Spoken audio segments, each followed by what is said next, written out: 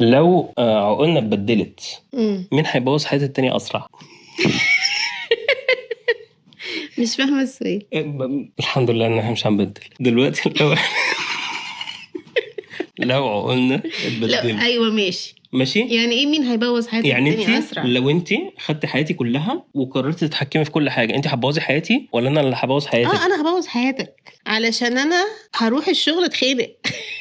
ايوه مبدئيا يعني ربط كلام. انا يا جماعه عندي مشكله، انا لما بنكون بنشتغل انا ما بحبش حد يعدل عليا. ايوه انت خلاص، ما تجيش تعدل حلو عليا. العيب ده ان انا قلت ان انت بتزعلي كتير وعصبيه، فحلو العيب ده اللي هو ان انت ما بتحبيش الناس تعدل عليكي.